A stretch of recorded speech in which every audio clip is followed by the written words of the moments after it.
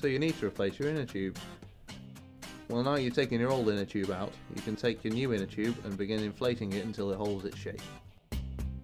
Mount one side of the tyre onto the rim, making sure the tread will be rotating in the correct direction. Put the valve through the valve hole. Carefully insert the inner tube into the tyre.